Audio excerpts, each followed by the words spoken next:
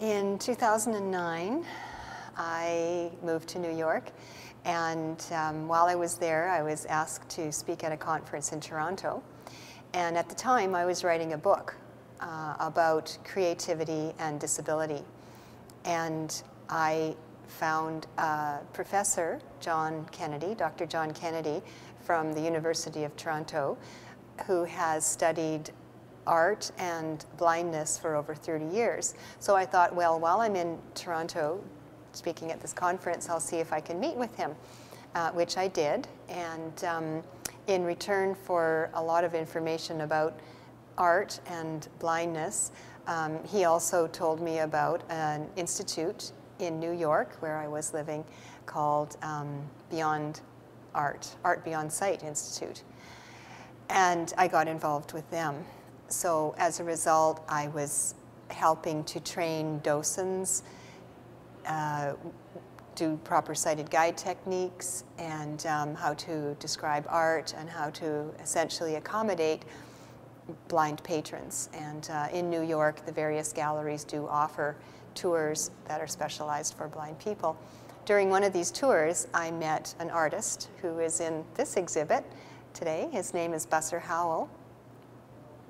And then that was the next sort of exciting level for me, was not only can blind people enjoy art from a gallery or a museum perspective, but certainly they can also be artists themselves in and of their own right. And I'd always kind of wanted to be an artist, but I didn't really talk about that to too many people. And then this experience just opened up the world of art to me. And I vowed that when I moved to Canada, I would try to set up, first of all, gallery tours, which the Kelowna Art Gallery and you, Renee, especially, have been wonderful in organizing. We've done maybe 10 in the last 2 years or something like that. And so the Kelowna Art Gallery has been very open to the idea of organizing these tours.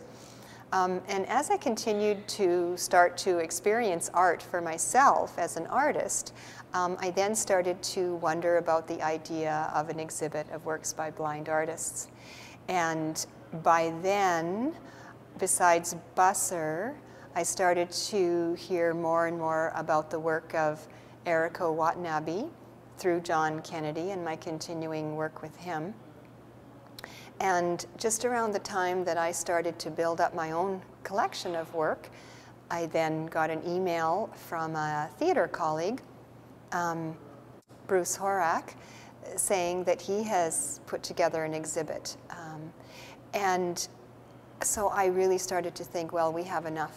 We're starting to have enough people here to actually have something special come to the Kelowna Art Gallery. And at the same time, all of a sudden I was hearing that there in fact is a local artist, which is wonderful, because I think to have PJ Lockhart here gives him some visibility in the community, which maybe hasn't happened before. And with him being right here, I think that that could be really a wonderful partnership. The artists are all very different in their work, which excites me a great deal. Some work with color, some do the portrait, some do the raised line drawings, which I know the artists have been interviewed as well, so we'll let them speak for their own work. And I love that because that tells the story of heterogeneity, and all artists are individuals and unique in their artistic expression, and it's no different for artists who are blind. I think conventional wisdom might suggest that an artist with a vision impairment would, maybe two artists would do the same kind of work, and they don't. And that's very, very cool, because it's all about individual creative expression. And this exhibit, I think, bridges the human experience. If you ask 10 people on the street about art and blind people, they would probably just experience a major disconnect. And this exhibit shows everybody who comes to see it that as humans, we actually are more alike than different.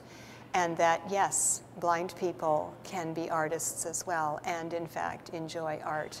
So I love any kind of experience that can bridge us as human beings, especially as our world continues to get smaller and smaller, and we need to learn more about each other and grow in acceptance of one another. And that comes with awareness. Well, first and foremost, I hope the community gets a really enjoyable art experience, because I've been hearing people say, oh, the exhibit looks great, the exhibit looks great. So that's what we come to a gallery for. And even though art by blind artists might seem like a bit of a novelty, and some people might come because it's a novel idea, there is no tokenism going on here.